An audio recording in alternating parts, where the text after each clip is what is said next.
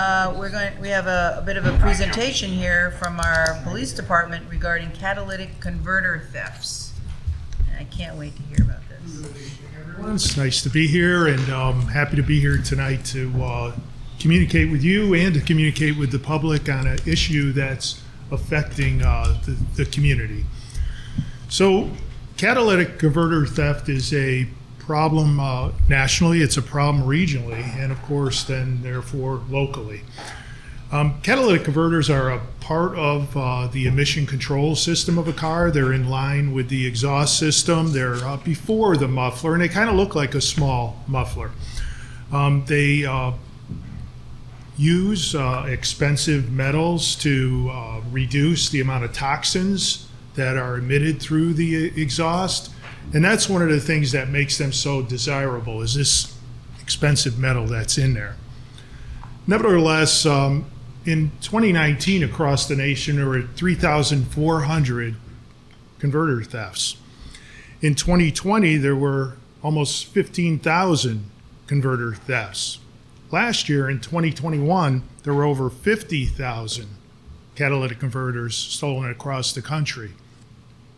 So it is becoming a big problem. And this harms the average citizen. It harms them because they're hardworking people who are trying to provide for their family.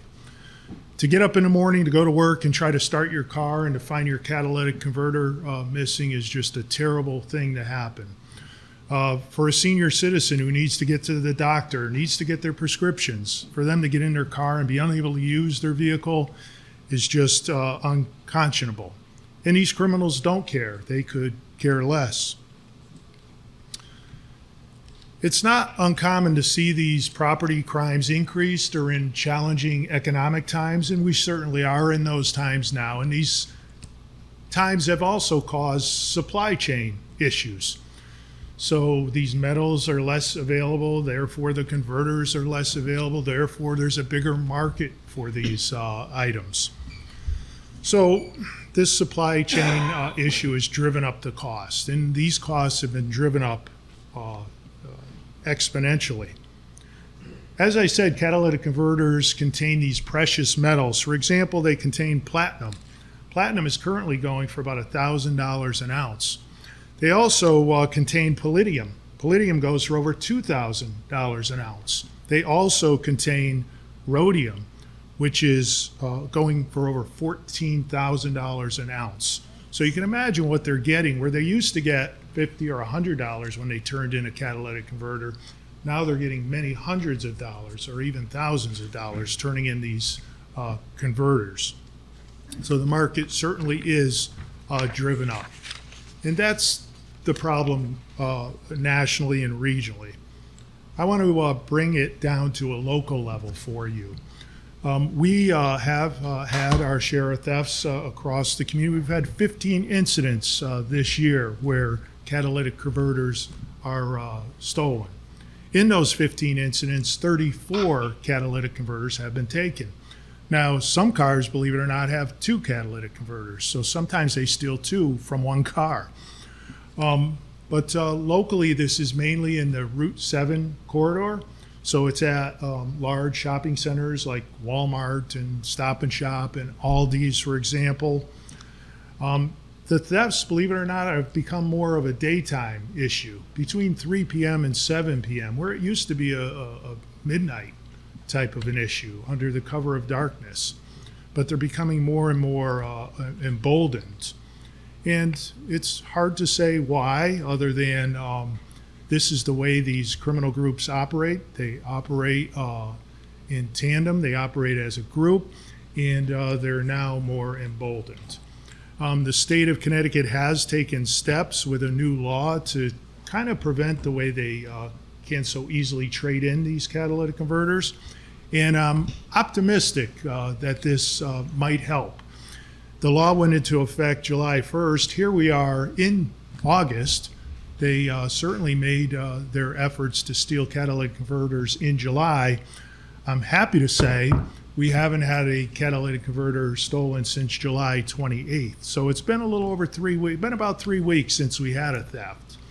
And like I said, I'm hopefully optimistic that this law that they put in effect to limit how people can sell catalytic converters is going to help.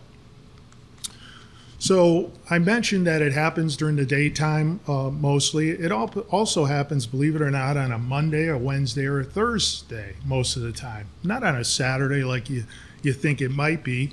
The vehicles that are most likely targeted are vehicles that are higher up off the ground. Ford pickups are highly desirable. Dodge Rams also very desirable. Mercedes, for example, more expensive cars have more expensive catalytic converters. They might have a catalytic converter that has more precious metal in it, or they might be one of those cars that has two catalytic converters in tandem to lessen the amount of toxins that are released. But we're finding, at least in our community, the Toyota Prius is one of the most sought after vehicles. And that's because they have, again, a lot of those precious metals in the catalytic converter because they're an economical or an ecological car where their emissions are less.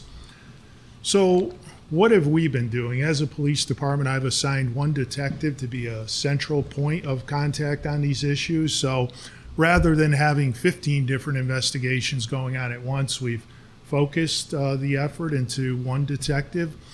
We've been working with the state of Connecticut to make sure that we share information with them, because one way we're going to solve this is by working together with other communities. And believe me, other communities are experiencing this.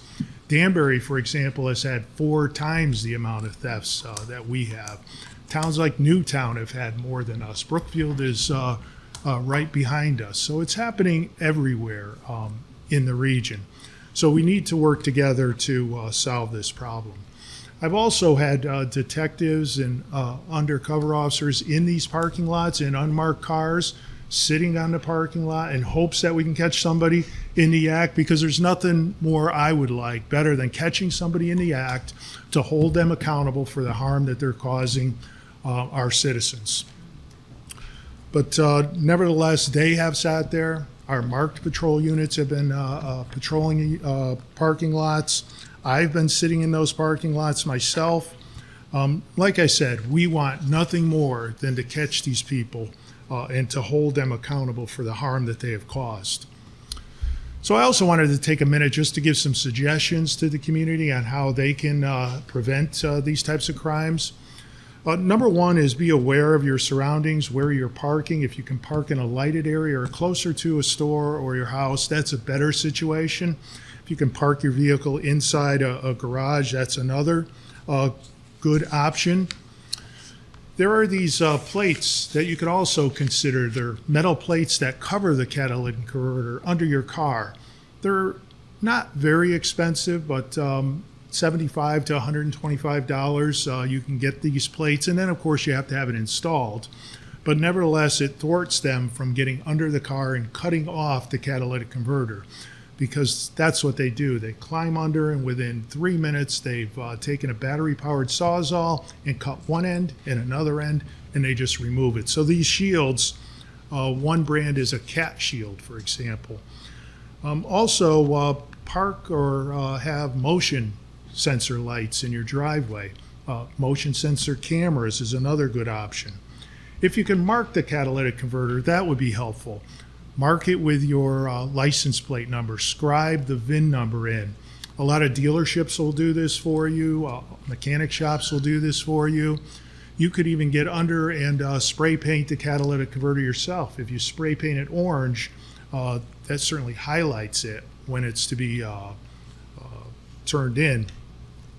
Nevertheless, the VIN number or the marking will help the police department when somebody is caught with catalytic converters. How do we identify that it was stolen from your vehicle?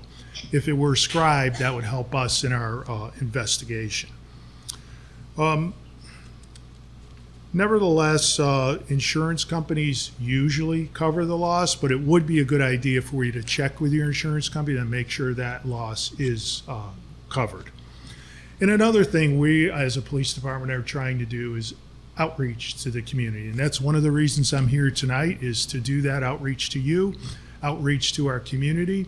Our community outreach officer has put together a PowerPoint he's going to be presenting to different organizations in the near future.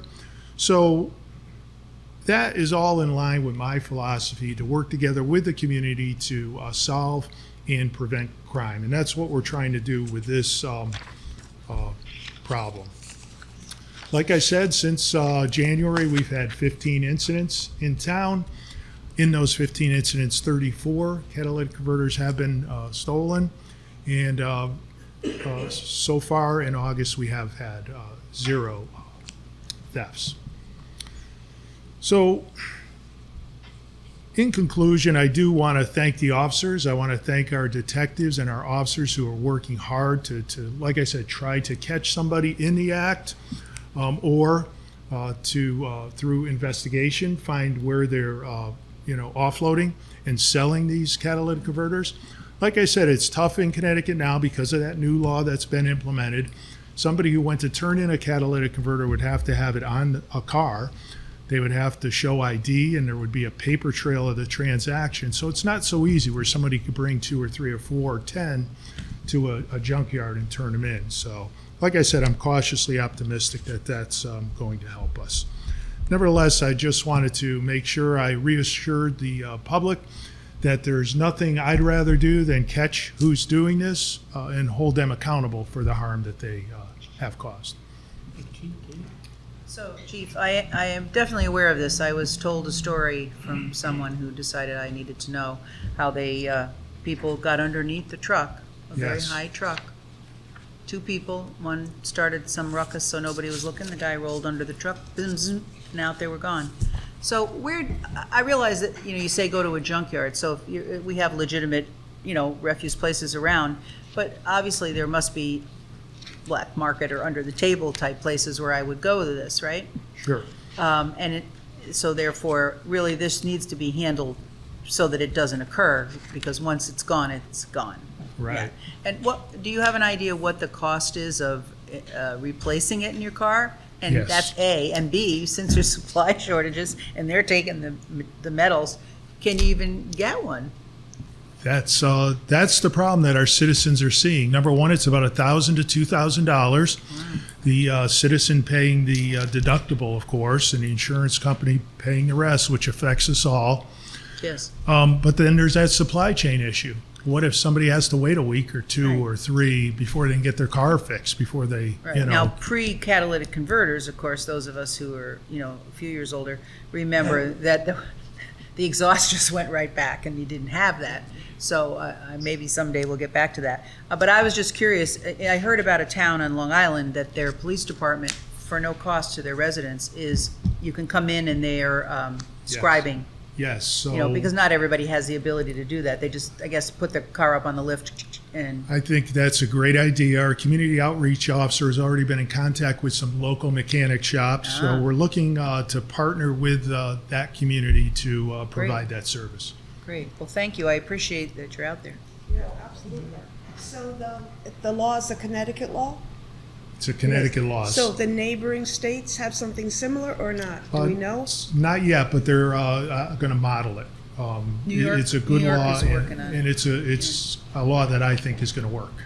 Because they just have to drive a few miles. They and can go to they're- New York, Yeah. and then if they'll go Right. to New Jersey, and then if they'll, Yeah. Okay. they'll find their outlet. Thank you, Chief Cerruto, like always, for help. So I have 2 questions. One is the Walmart, the Stop and Shop. There is a gas station of Stop and Shop. They all have their surveillance cameras Yes. loaded with. Are they cooperating with you guys to give you the surveillance? Yes, they are. They're doing an excellent job in calling us, notifying us, and letting us see the video. Okay. And just to give you an example, they're very careful in the vehicles they use and the plates they use. So in none of the plates that we have found has there been a cross-reference with any other theft in the state. So that means they're changing that plate every time they go to do a different theft. And they changed their vehicles. In April, they were using a white Audi and a white BMW. In May, they were using a dark blue Mercedes and a black Mercedes. In June, they were using, again, a black Mercedes. In July, they switched to Honda Civic and Honda Accord. So you can see they're switching vehicles very Mhm. often, and they're switching the plates on those vehicles. So I They're want all- two they're more all questions. misuses. Two more questions. Is FBI on top of this? That's their job actually to find those things. Yep, so it is a federal problem. Mainly the states are dealing with it individually, so Connecticut's dealing with it with our intelligence center, and each state seems to be dealing with it. I mean, it is a federal issue, but these property crimes are obviously sometimes lower on certain priorities Yeah. than violent crimes or drugs, for example. But you know how they monitor the chat rooms, the this, the that, the Facebooks, Yeah, whatever, so, because we have a very good organization in Connecticut called CTIC. It's the Connecticut Intelligence Center. Okay. They're very good at providing us and coordinating information, so I have a lot of faith in them. how many of these incidents were solved? How many people were caught? And we got 15 incidents, Oh, right? in our town, we haven't caught any.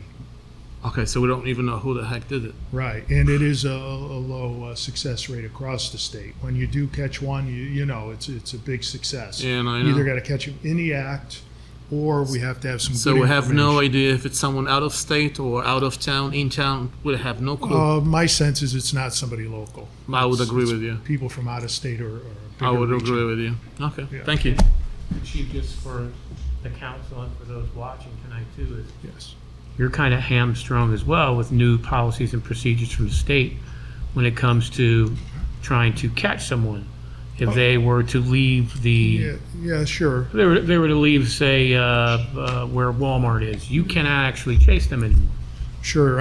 You know, we have very strict pursuit policies in the state. Uh-huh. Obviously, we'd never pursue somebody for a property crime. It'd have to be a very significant crime for us to get involved in that type of a situation.